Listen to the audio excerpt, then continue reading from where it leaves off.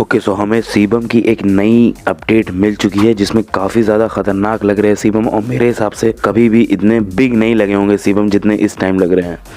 3Dनेस इनकी मसल में जो दिख रही है मतलब बहुत ही कमाल की है। और मेरे हिसाब से देखिए हानी रैम्बोट को एक 3D कोच माना ही जाता है, मतलब उनको माना जाता है कि वो हर बॉडी बिल्डर के मसल को 3D कर देते हैं। वही होता हुआ दिख रहा है हम लोग को सीबम के साथ। हानी के साथ काम करने की वजह से इस साल क्रिस बमस्टेड अपनी लाइफ में सबसे बड़े आएंगे, सबसे बड़े और सबसे श्रेडेड और शायद सबसे बेस्ट पैकेज लेके आए सीबम इस साल स्टेज पे।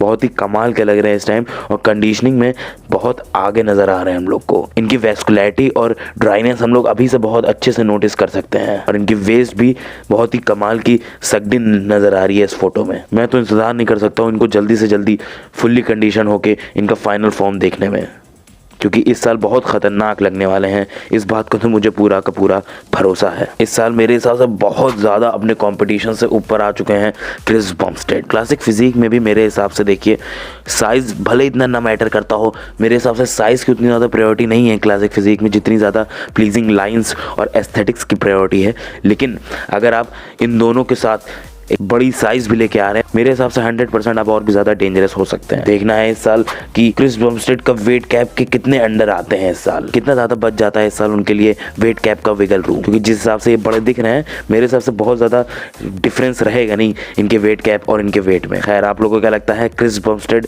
इस साल पिछले साल से बेटर आएंगे या उससे वर्स आएंगे, कमेंट में बताइए। और वीडियो में आगे बढ़ने से पहले आप सब लोग से एक रिक्वेस्ट है कि वीडियो को लाइक कीजिए और चैनल को सब्सक्राइब कीजिए।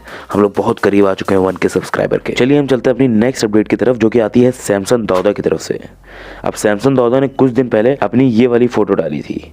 अब इसको देख के मैं सच बताऊं तो मुझे ये ज़रूर लग रहा था कि सैमसन दाऊदा अपना साइज़ काफ़ी ज़्यादा लूज़ कर दिए हैं, क्योंकि देखिए जितने बड़े ये लग रहे थे ऑफ सीज़न में उतने बड़े यहाँ लग नहीं रहे। हाँ मैं मान रहा हूँ कि इनकी बैक काफ़ी ज़्यादा पिछले टाइम से इम्प्रूव लग रही है, लेकिन इनके साइज़ में वो ड्रास्टिक चेंज नहीं दिख रहा था हमको।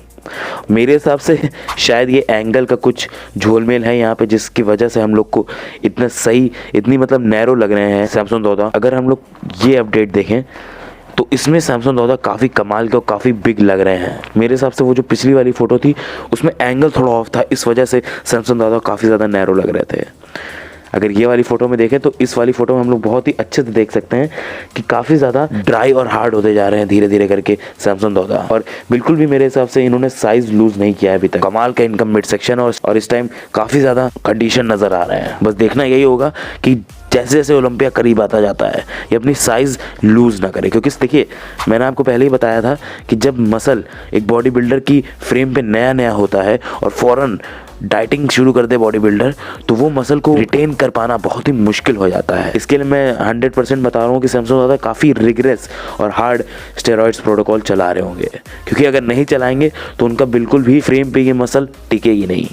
क्योंकि देखिए जितना आपको मसल गेन करने में लगता है, अगर डाइटिंग कर रहे हैं उतनी जल्दी वो मसल जाती भी है। और अगर आपको मसल लूज नहीं करनी है, आपको क्या करना पड़ेगा, आपको अपने स्टेरॉइड्स बढ़ाने पड़ेंगे। आपको अपनी स्टेरॉइड डोजेजेस उस लेवल तक ले जानी पड़ेगी जिस लेवल तक कितना भी कर लें आप, आपकी मसल लॉस ना हो। और वैसा ही मेरे हिसाब से कर रहे होंगे सैमसन दाऊदा, और सैमसन दाऊदा क्या ज़्यादातर बॉडी बिल्डर्स वैसा ही कर रहे होंगे। लेकिन जैसे कि सैमसन दाऊदा ने क्या किया था, सैमसन दाऊदा ऑफ सीजन में बल्क किए थे और फिर उसके बाद अब कट कर रहे हैं। लेकिन अगर हम लोग यही बात करें डेरिक लंसफर्ड की, डेरिक लंसफर्ड ने इससे कुछ डिफरेंट किया था। डेरिक लंसफर्ड मेरे हिसाब से जितने बड़े थे ऑफ सीजन में, इनकी साइज मेरे हिसाब से अभी भी उतनी ही है, लेकिन जिसको कहते हैं ये ग्रोइंग इनटू द शो, ये वो कर रहे हैं, जो कि ऐसी चीज हम लोगों ने कई बार देखी थी केविन लवरोन को करते हुए। केविन लवरोन का वेट बढ़ता था, उसके साथ साथ उनकी मसल मास बढ़ता जाता था और बॉडी फैट कम होता जाता था। मतलब उनकी मसल बढ़ रही थी और उनका फैट कम हो रहा था, रिकॉम कर रही थी बॉडी, यानी कि वो ग्रो कर रहे थे शो में जाते जाते। और मेरे हिसाब से 100% डेरिक लंसफर्ड भी ऐसा ही कर रहे हैं। और रिसेंट की एक वीडियो में डेरिक ने बताया है कि उनकी कंडीशनिंग काफ़ी ज़्यादा अब निखर के आने लगी है। उनकी लोअर बैक और ग्लूट्स और हैमस्ट्रिंग काफ़ी ज़्यादा अभी इस टाइम कंडीशन में नज़र आ रही है। और इसी वीडियो में अगर हम लोग इनके शोल्डर्स को देखें, मतलब क्या कमाल के हार्ड शोल्डर्स लग रहे हैं। और मेरे हिसाब से कई लोगों का ये कंसर्न था कि डेरिक लंसफर्ड जैसे जैसे शो आता जाएगा वैसे वैसे अपनी साइज लूज करते जाएंगे। जैसा कि हानी रैम्बोट ने बोला था कि इससे पहले वो बिल्कुल भी ग्रो करने की कोशिश नहीं कर रहे थे। मेरे हिसाब से ये बिल्कुल सच बात है, क्योंकि अगर हम लोग इनको देखें अभी के टाइम, अपने पास्ट सेल्फ से काफ़ी ज़्यादा बिगर और बेटर लग रहे हैं और कंडीशनिंग समझ लीजिए काफ़ी ज़्यादा तगड़ी भी नज़र आ रही है हम लोग को, यानी कि बिल्कुल भी इन्होंने फैट गेन नहीं किया और बड़े लग रहे हैं। इसका मतलब है कि सही में मसल गेन किए हैं, वो भी डाइटिंग करते टाइम। इसका मतलब है कि सही में इससे पहले अपनी बॉडी को पुश नहीं कर रहे थे और अब कर रहे हैं। देखना होगा डेरिक लैंसफोर्ड इस साल कहाँ प्लेस होते हैं। मेरा बहुत ज़्यादा मन है कि ये टॉप 6 में प्लेस हो ही, क्योंकि ये इतने कमाल के बॉडी बिल्डर हैं।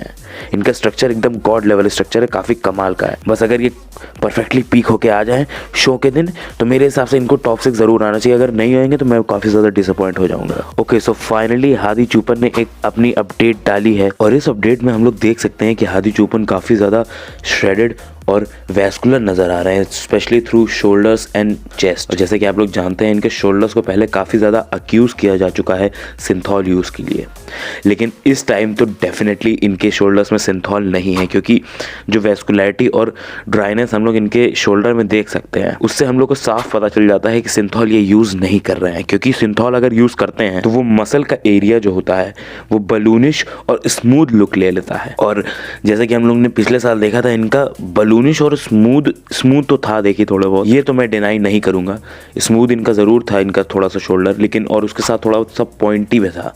अब ज़रूरी नहीं है कि ये सिंथॉल हो सकता है कि ये स्कार टिश्यू हो, लेकिन सिंथॉल को लोगों ने बोला कि ये सिंथॉल हो। काफ़ी ज़्यादा देखिए हादी चुपन भड़क भी गए थे कि सिंथॉल बोल रहे हैं लोग, काफ़ी लोगों को सू करने की भी बात कर दी थी हादी चुपन ने। देखिए मेरे हिसाब से ये गेम ऐसा, लोग एक्यूजेशंस देते रहेंगे, जो लोग नेचुरल हैं उनको देते रहेंगे कि ये स्टेरॉइड यूज़ करते हैं, जो लोग स्टेरॉइड यूज़ करते हैं उन लोग को बोलते रहेंगे कि ये सिंथॉल यूज़ करते हैं। देखिए ये इंडस्ट्री ही ऐसी है, यहाँ पे हर इंसान दूसरे इंसान को नीचे ही दिखाना चाहता है, यहाँ पे ईगो बहुत ज़्यादा होती है लोगों की। अब देखिए वो बात तो चलिए छोड़िए कि इन्होंने यूज़ किया था कि नहीं, लेकिन फिर भी मैं बस ये बता रहा हूँ कि कैसी इस इंडस्ट्री में चलता है सिस्टम। यहाँ पे बहुत ज़्यादा फेक एक्यूजेशंस लगाई जाती हैं। खैर अभी हम लोग वो सब बात नहीं करेंगे, वो सब पॉलिटिक्स के बाद में कभी कर लेंगे। लेकिन अगर हम यहाँ पे फिजिक की बात करें हादी चुपन की, तो बहुत ही कमाल की लग रही है। और ये जो वीडियो है 7 वीक आउट है और इस टाइम हम लोग अंडर 5 वीक्स आ चुके हैं, मतलब तकरीबन 4 वीक्स आ चुके हैं हम लोग, और इस टाइम तो और ज़्यादा खतरनाक लग रहे होंगे हादी चुपन। यही देखना रह गया है कि किस तरीके से इस बार ब्रैंडन करी को टक्कर देंगे हादी चुपन, क्योंकि ब्रैंडन करी ने इस साल बहुत ज़्यादा अपनी अपडेट्स नहीं डाली, जिस वजह से हम लोग को बहुत ज़्यादा ये लग रहा है कि उनके अंदर कॉन्फिडेंस कम है इस साल। लेकिन कुछ कहा भी नहीं जा सकता, क्योंकि रिसेंट में अभी उन्होंने एक फोटो डाली थी अपनी, जिसमें ये कंफर्म तो नहीं हो रहा था कि वो रिसेंट फोटो है या पहले की है, लेकिन ये जरूर कंफर्म है कि उसमें काफी कमाल के लग रहे हैं। उन्होंने कमेंट्स में लेकिन कंफर्म किया था कि यह रिसेंट वीडियो है। खैर आप लोग को क्या लगता है इस साल हादी चुपन या ब्रैंडन करी कौन वो टॉप 2 की प्लेस एक्वायर करेगा, या फिर कोई और ही कर लेगा? कहीं वो निक वॉकर तो नहीं रहेंगे? क्योंकि देखिए निक वॉकर बहुत कमाल के लग रहे हैं इस टाइम। इन्होंने जो अपनी फोटोज़ डाली हैं बहुत ही फिनोमिनल लग रहे हैं इसमें। ये जो साइड ट्राइसेप्स देखिए इनका पहले से भी बहुत ही खतरनाक, बहुत ही डेंजरस एक पोज रहा है, क्योंकि जिस तरीके से ये मिड सेक्शन कंट्रोल करते हैं उससे काफ़ी ज़्यादा एस्थेटिक लगने लगते हैं ये इस पोज में। और इनके आर्म्स काफ़ी ज़्यादा तगड़े हैं ही, ये बात तो आप जानते ही हैं, इस वजह से ये पोज में बहुत खतरनाक लगते हैं।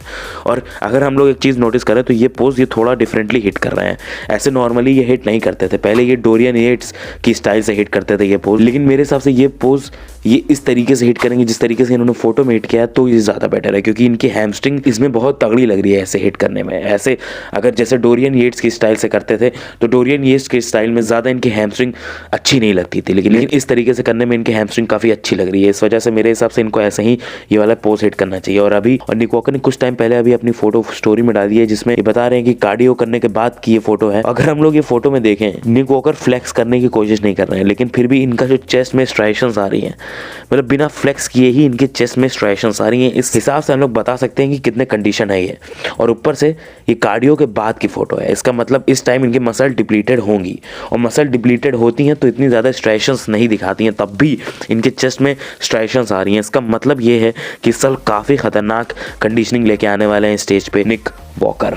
बहुत ज़्यादा कॉम्पिटिटिव हो चुका है, स्पेशली टॉप कॉल आउट में, टॉप 6 में कौन आने वाला है इस चीज़ की कोई भी गारंटी नहीं है। कोई भी आ सकता है, कोई भी जा सकता है। आप लोग को क्या लगता है कि वो टॉप 6 को कौन कौन क्रैक कर पाएगा? कमेंट्स में बताइए। चलिए आज की वीडियो यहीं ख़त्म करते हैं, मिलेंगे आपसे अगली वीडियो में, तब तक के लिए बाय।